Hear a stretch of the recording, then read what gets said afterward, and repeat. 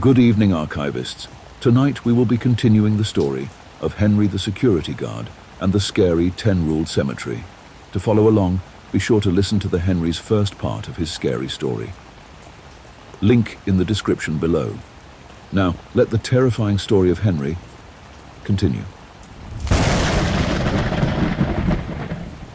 While time seemed to stand still, the only thing that appeared to move was the angel statue way out in the sea of dead grass. I tried to keep busy, to find some meaning in this barren void. My attempts went unnoticed. I hesitated, straying too far from the hut, fearing it may disappear just as quickly as it appeared once before when I first discovered it. Yet, the longer I was there, the closer the statue came. I felt no hunger, no thirst, no desire to sleep. Within this void, time seemed warped. What scared me most of all was the sun was not even hot. Despite it shining bright high up in the sky, without a cloud to be seen, everything seemed neutral here. While I typed my story up to this point, I searched the web and watched countless hours of videos. Over the day, my eyes began to strain. My camera reflection painted a horrible picture of myself. I looked as if I aged 10 years, with big dark bags under my eyes. My mind raced back to my earliest encounters with Robert, the previous day shift worker who always looked perpetually tired, ghoul-like. While I thought back to his initial warning, telling me that the morning shift was worse, I struggled to refrain from thinking about him being wheeled out in a body bag with a gaping hole through his car windshield laced with blood. While I waited and waited, I noticed a similar pattern emerging. Every time I looked away from the sea of grass, the angel statue out in the field appeared to get closer. Was this a mirage? My mind playing tricks on me? I had to put it to the test. With all my concentration I could gather, I ducked under the desk to watch videos, thinking the longer I stayed away from looking outside, the closer the statue might come. Then something. Maybe I could do something when it's closer to me. Under the desk, a few candles and a rusty tin of oil were stacked neatly. I pushed them to the side, keeping the oil close for when the statue came closer. With my laptop ready, I hunkered down. With little concept of time I had, I again watched hours of videos, wrote, surfed the web looking for anything that could help me. Nothing online could I find in relation to the cemetery. It was like history had erased it from existence. Or whatever knowledge was held about this place was trapped in the void with me. Under the desk, I heard the rustling from the fields again. The ground trembled every once a while, but I stayed put. When I could not hold out any further, I moved out from the desk. The sun was bright in the sky, beaming with rays. To my surprise, the angel statue had to be no more than 30 feet from the hut. I gazed upon her with wonder. Her outstretched hands appeared welcoming, but the sinister crack down her face made the hairs on my arm stick up. She had an aura to her, one that felt like I was being pulled to her. The closer she came, the more powerful the pull was. I ducked under the desk, back to the internet, and after some time, I emerged. No more than 5 feet from the hut, the angel statue stood firmly in place. I grabbed the oil tin and ventured towards the statue. The plains were calm. The grass seemed slightly longer than I remember, brushing up almost to my knees. I made my way towards her, keeping focus on her. Closer the pulling felt comforting, warm. I looked back and the warm feeling became cold. The hut was gone, replaced by the dead grass plains. My heart sank, but what did I have to lose at this point? While time was at a standstill here, so was my life. When I turned back towards the statue, which was now a few inches from me, I nearly leapt out of my skin. We were nose to nose, or where her nose should be. The crack was strewn down her concrete face, disturbing yet inviting. The heat generated from her was radiating. I lightly touched her arm to her hand, which was increasingly hot. Soon the pain in my finger began to be overwhelming. I looked at my new reconstructed fingers, which were now starting to turn a greenish black. With panic setting in, I poured the oil over her head. Like the last gravestone I did this to, she started to melt. I fell backwards as the pain in my fingers began to sear, waves of agony from the tips of my finger up my arm. I writhed on the floor as she stood over me, blocking out the sun. I bit down on my lips, tasting metallic blood in my mouth as the pain surged through me like electricity. As the oil worked, melting her by the moments, Her eclipse was fading as the sun was emerging behind her. Soon she was nothing more than a back-bubbling puddle on the ground. The pain in my body slowly receded. I got to my feet, the wind started to pick up, and the pulling force had completely dropped. I scanned the area, and right behind me was the hut, clear as day. The grand oak tree, the porta-potty, and more importantly, my car. I raced towards the hut, tears streaming down my face. Wiping them away, I noticed a laminated note neatly placed on the table. I shakily picked up the paper which was headed, "Morning Shift Rules." The lump in my throat bobbed within as I read aloud the rules to myself, trembling. Number 1. Visitors to the cemetery must be escorted to their grave. Do not ask any personal questions. Number 2. Graves that appear to move must have oil poured over them. Number 3. If the gravedigger appears at any point, you must find an empty coffin and close yourself in till he leaves. Number 4. Nightwalkers will chase you from dark areas around the cemetery. Pay no mind to them, but do not destroy any of their flowers. Number 5. Lastly, if the grand mausoleum atop the hilltop door is open, try to survive until your shift is over. Rule number 5 really put me at ease then. The rules burnt into my head over and over. I scanned through them. A knock on the door made me almost wet myself. Pressed against the glass was the pimply-faced teen, his braced teeth grinning ear to ear as he pulled on the doorknob. I let him in, wiping the tears from my eyes. The pimply-faced teen spoke. "Geez, man, you look pretty tired." I laughed to myself. The feeling of déjà vu washed over me.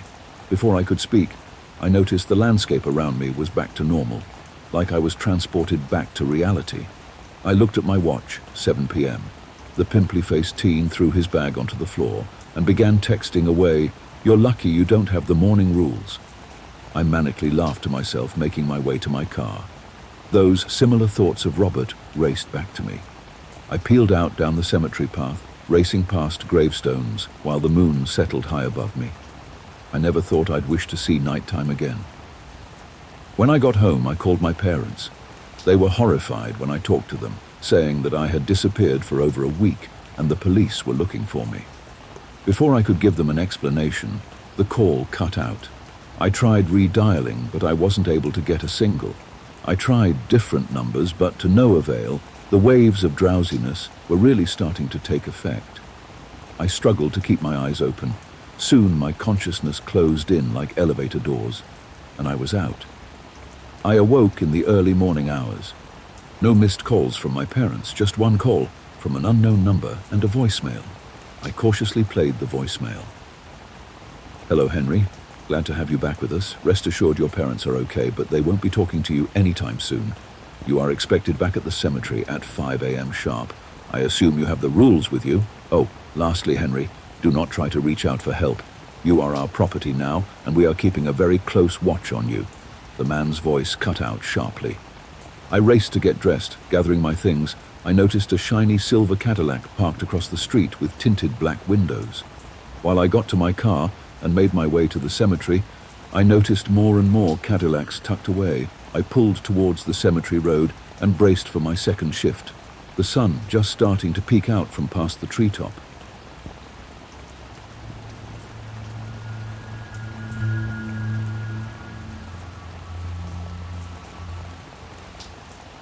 As I got myself ready for the morning shift, the dull throb in my hand was coming in waves. It was tender to the touch, like I had an old burn on it that was still healing. My mind raced back to being thrusted into the fire by the golden-masked men. I slapped myself back to reality and gathered my things, heading towards the cemetery once more. Again on my route there, Cadillacs seemed to be tucked away at every corner. I could not shake the feeling that they were watching me. The sun was peeking out over the treetops this morning. It was a clear day. As I drove along the winding cemetery road, I was getting a better look at the cemetery during the day. It almost looked peaceful. Waiting for me inside the hut was the pimply-faced teen. His head rests on the table. I pulled up alongside the hut, where he nearly jumped out of his seat. He looked shaken already. We met by the door, exchanged a glance that said we both knew what crazy shit we were in, yet we were still here. "Hey man, you're looking pretty tired. Everything okay?" His voice cracking an octave or two. "Yeah, just been a long few days, that's all," I replied, wiping the sleep from my eyes. "How was your night?" The teen looked around anxiously. It was weird, to be honest. A gravestone started popping up all around me, so I went to pour the oil over it, you know. When I was out there, the gravestone started to melt, which was cool, but freaked me out a bit. After I did, a few other stones started to appear, so I went out to them as well. You weren't out longer than 10 minutes, were you? I cautiously interrupted, my brow raised, feeling like a seasoned vet. No, I was quick, but on my way back to the hut, I walked by this angelic statue with a crack running down her face. The teen looked defeated in that moment. It struck me as weird, as I never saw a gravestone like her before, so I checked the rules and there it was. It says not to venture out past her, but I didn't even see her when I initially went out. The teen tried to explain, looking around ever so more. Did anything else happen that night? I asked, the feeling of dread starting to creep up on me. No, nothing happened, but I started getting this itchy rash on my arm. The teen lifted his sleeve. A scaly red rash the size of my hand was up his arm. It's really starting to bug me. I might try to get some cream for it. Yeah, that's pretty strange, man. Be careful of that statue. She's more than she lets out to be, I warned. All right, will do. Stay safe out there, the teen replied. I'll try, man. You too, I nodded, watching the teen trail off down the windy dirt road. While I got myself situated, I went over the night rules that I had tucked away in my pocket. Number 1. Visitors to the cemetery must be escorted to their grave. Do not ask any personal questions. Number 2. Graves that appear to move must have oil poured over them. Number 3. If the gravedigger appears at any point, you must find an empty coffin and close yourself in till he leaves. Number 4. Night walkers will chase you from dark areas around the cemetery. Pay no mind to them, but do not destroy any of their flowers. Number 5. Lastly, if the grand mausoleum atop the hilltop door is open, try to survive until your shift is over. Seemed simple enough, I thought. I definitely knew the consequences of not following them. While I scanned over the rules, a buzzing from my phone caught my attention. A bank statement, a direct deposit of 2 weeks' pay, sent to me. While I buzzed about the money filling my account, the day was just beginning. Like usual, the shift started slow. I counted each gravestone I saw, which is vastly easier during the day. I could get a great view of the cemetery during the day, seeing the rolling hills. The scenery was kept very tightly, where it was lush with trees, bushes, and various plants. I scanned the horizon, making sure to refer back to the rules after every so often. About midway through the shift, when the effects of boredom were sweeping over me, something caught my attention. Over one of the hills, a shape in the distance began to form. My sight blinded by the sharp rays that day, I struggled to see what looked like a man walking closer to the hut. While he came closer in my view, the older man took on more features. He muttered as he walked, dragging behind in one hand a rusty old shovel. His grey, scraggly beard hung loosely down his face. With a straw hat and blue dusty overalls, his bizarre gait began to set off red flags in my mind. I read the rules, and there it was, rule number 3. If the gravedigger appears at any point, you must find an empty coffin and close yourself in till he leaves. Great. Now I got to get into a coffin before this guy gets near me. I gathered my things and nervously stepped out into the cemetery, the fresh air filling my lungs. The gravedigger was close, his solid white eyes tracking me down like a predator stalking prey. His lack of pupils formed a sick, inhuman feeling within me. I began to sprint out into the cemetery, the gravedigger changing course to each direction I went. He picked up his pace while I did the same. I desperately looked for an open grave, hoping I could find one with a casket, something I had never seen within this cemetery before. At a full sprint, he trailed behind me, huffing and grunting like a rabid animal, dragging behind his shovel which clanged against the gravestones. Sweat was racing down my face now. I could almost feel his breath on my neck. He lumbered over me, the shadow he cast above me nearly blocking out the sun. I dug deep within myself, taking a sharp right down a steep hill. His long, sharp nails clawed into my back. I yelped, but the sudden course of direction threw me off, and apparently him as well. I stepped from the turn and twisted my ankle, which sent me tumbling down the hill. I ragdolled all the way down, crashing into an overgrown pile of brush. While I gathered myself, with adrenaline still pumping, the gravedigger carefully tracked his way down the hill. I got to my feet and scanned the area, seeing a large mound of loose dirt piled next to a grave. A light bulb went off in my head, and I beelined to the empty grave. Faced with the dirt pile in front of me, the gravedigger wasn't too far away, but gaining ground quickly. I looked down into the grave, and 6 feet below the surface, an old wooden coffin sat. I let out a breath of hot air, trying to control my breath as the gravedigger trudged on. I jumped into the grave and lifted the coffin lid. A feral smell resonated from the coffin, nearly causing me to puke up my breakfast. Stinging my nostrils and watering my eyes, I hopped into the coffin, which was filled with loose dirt and debris. I closed the lid, surrounding myself in the foulness, and let myself succumb to the darkness. I prayed this would work, as I heard the gravedigger get closer. He stood at the side of the grave, huffing and puffing, letting out a guttural growl every once in a while. While I waited, which felt like an eternity, I felt a sprinkle of dirt hitting the coffin. The gravedigger was burying me alive, feeling the weight of the dirt pile onto the coffin. The wooden coffin creaked after each shovel full that was put on, the grunts of the gravedigger being drowned out. I struggled inside the narrow coffin, hyperventilating as I screamed out. Soon, the world went quiet. The shoveling stopped, and all I was left with was the darkness of the suffocating coffin. How long could I be in here for? I wondered as I struggled to hold off a panic attack. I checked my watch. 4 hours to go before my shift ends. The weight of the coffin lid was heavy, not budging an inch. I dreaded trying to calm myself. All sense of time was lost, and the claustrophobic feeling never fully went away. Like a true blessing, the minutes before my shift ended, winded down, I needed to make a move. I pressed lightly on the coffin lid, where in the past barely moved, now moved with much ease. My back ached with pain from the gravedigger's scratch. I lifted harder this time, creaking open the side, expecting a flood of dirt to come in. When no dirt emerged, I lifted more, and the coffin lid came right off. The grave was empty. I stood there puzzled, the full moon above me starting to take shape as nighttime approached.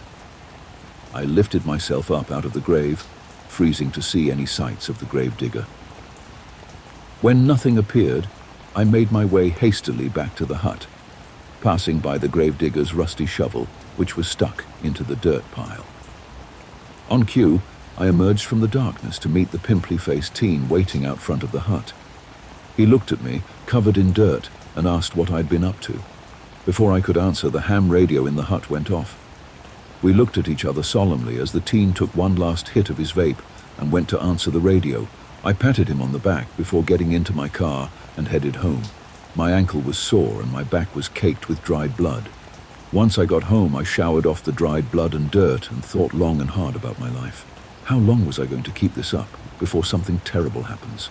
Something terrible like meeting Robert's fate. I thought hard that night, developing a plan I think may work. With a heavy head from a long day, I slept like a log till early that morning.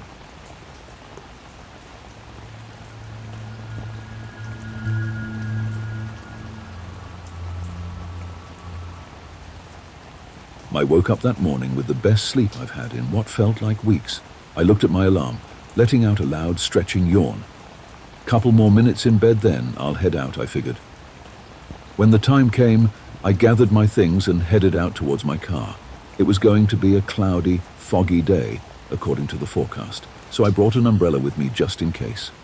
Making my way to the cemetery, the usual Cadillacs pathetically tried to remain tucked away. They weren't doing a great job. They could watch me all they want. It didn't bother me. I wasn't planning on sticking around here much longer anyway. With the money I've made, a new change of scenery was just what I needed. Hardest part now was lasting that long till I left. I needed to be smart these next few days. I pulled up along the hut. The pimply-faced teen stared out blankly into the cemetery. I approached him cautiously, even tapping on the glass to get his attention. Nothing. I walked towards the door. He had locked himself in. I banged on the door, jostled the handle, yet he didn't move, frozen like a statue. When I couldn't get a response from him, I warily made my way in front of him through the glass. He sat there wide-eyed, staring out into the cemetery, not blinking. His eyes were red and watery, pupils dilated. I waved and tried to get his attention, but to no avail. When I couldn't get a response, I looked around and noticed a few pebbles around the hut. I picked one up innocently and tossed it at the glass. What I heard was the most hell-raising scream I've heard from a person. The teen shot back to reality with ear-piercing screams like I had shot him. He looked horrified directly at me, his face contorting from his yells. He became hysterical, racing around the tiny hut, knocking its contents over. I tried to help, but he burst through the door and raced down the windy, narrow path out of the cemetery. That left me very unsettled, especially with how good my morning was going already. I got situated in the hut and read over the rules again. Number 1. Visitors to the cemetery must be escorted to their grave. Do not ask any personal questions. Number 2. Graves that appear to move must have oil poured over them. Number 3. If the grave digger appears at any point, you must find an empty coffin and close yourself in till he leaves. Number 4. Night walkers will chase you from dark areas around the cemetery. Pay no mind to them, but do not destroy any of their flowers. Number 5. Lastly, if the grand mausoleum atop the hilltop door is open, try to survive until your shift is over. As the day trudged along, I prayed for no more visits from the gravedigger. I don't think I could spend another second inside a coffin. I read some things online, watched some videos trying to keep calm and cool. I read over the rules again and again, feeling more confident that I would be okay. The cloudy day turned into a full-blown blackout with thick rolling clouds blocking out the sun. The air pressure rose from within the cemetery, and the smell of precipitation hung in the air. As the gloominess was settling over the land, I noticed a shape peeking out from behind the oak tree next to the porta potty. A figure stood peering out from behind the tree. It had bright yellow eyes and grey steel-colored skin which looked rugged.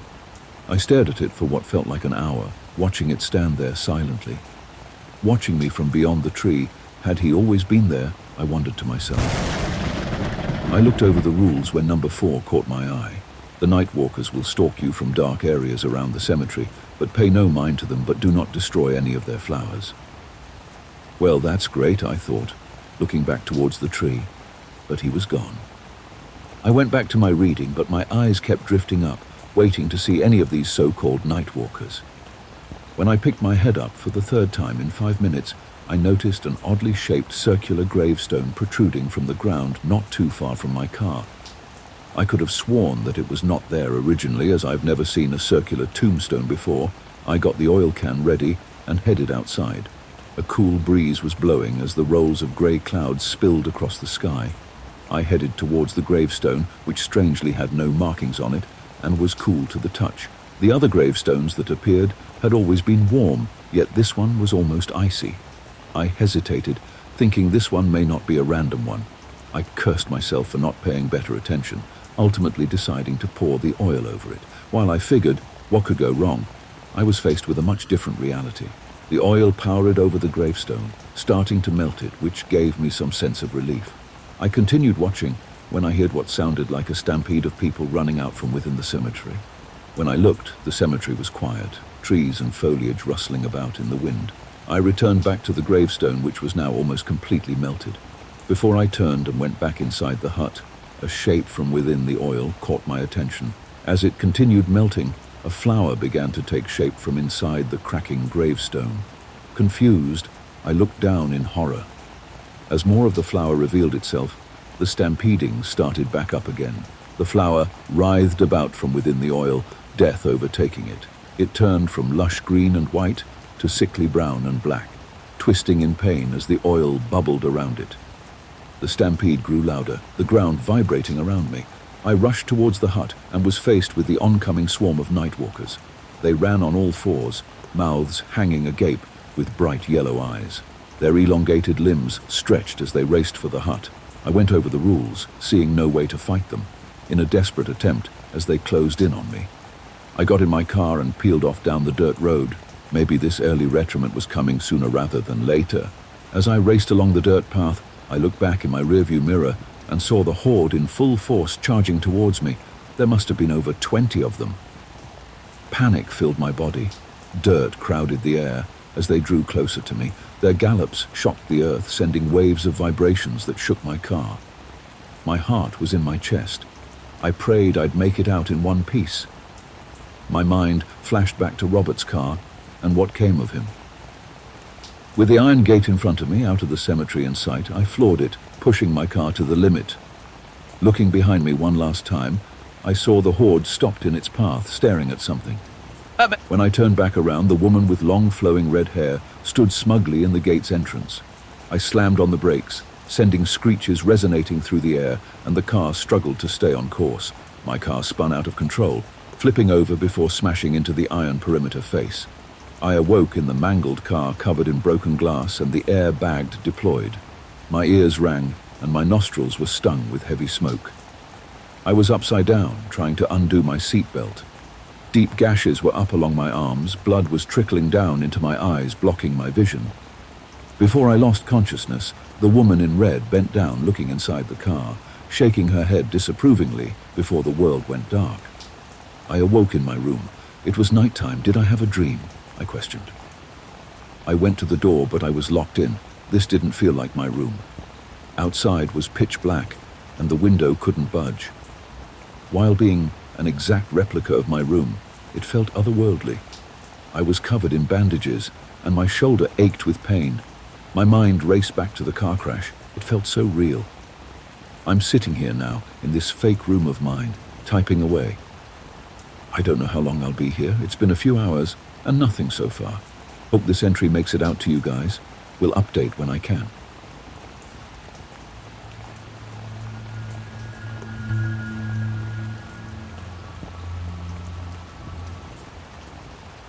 The night dragged on, not seeming to move as I stared out the window at some phony movie set. The room smelt like cheap plastic, like the 99-cent version of my real room. It scared me that they knew so much about my life. While I pondered on where my life has taken me till this point, my mind racing back to the blank, hellish faces of the nightwalkers. A low hum was emitting from the walls around my room. I pressed my ears against the wall, feeling a slight tingle through my body. As I pressed harder into the wall, I caught the faintest sound of talking. My TV across the room flickered on. The loud sound of static made me jump. I turned towards the TV, which lit up the dark room with a light blue fluorescent light as it struggled for a connection. When the TV caught a signal, a woman appeared on the screen. "Well, Henry, you've made it this far. I have to say I am slightly impressed." The woman spoke, taking a long draw from a cigarette. "See, can you hear me?" I questioned. The woman leaned closer to the camera. "Yes, we can. Henry, let me tell you, you've been a great deal of joy for us, but your time with us is winding down. You have two choices, Henry. We cannot let you leave us knowing all that you know about us. With that, I am going to present with you two options." Okay, go ahead. That nervous tickle in my throat started to form. Option number one, I'm sure you are very familiar with what we call the void. You were there for some time, I'd say on Earth hours, approximately a week. My mind flooded with images of the vast dead grass plains that I walked aimlessly. "Yes, I am," I retorted. "Well, good, that is option one. You will be brought there. You will not age and you will not die. I am essentially offering you immortality. Think of it as you are behind the looking glass to reality. Time moves differently when you are there. My mind is already going 100 miles a minute, And option two? Option two is you join us, Henry. So far you have been our longest-lasting security guard. You've seen some pretty marvelous things within our little cemetery. We need someone now to oversee the new cattle that comes in." "Cattle? What do you mean, cattle?" I asked, leaning closer to the screen. We were nearly nose to nose. "We need people like you, Henry, to join us or to feed us. The elders need to feed. That's what makes this world keep on spinning." The woman dragged long on her cigarette till it was a twisty little ash. "I have no clue, lady. Why the hell would I want to join you?" My voice is rising. "You don't have to, darling. You have another option," the woman snorted. "Well, fuck that. You just said I'll be cattle for you and whoever the fuck to be fed to," I screamed. The woman rose from her chair and walked off camera, leaving an empty room. I stood in the room, huffing and puffing, my head feeling heavy. The lights in the room turned on, blaring me in the eyes. A voice from a speaker somewhere in the room resonated. "Pick Henry. You have two options," the woman thundered.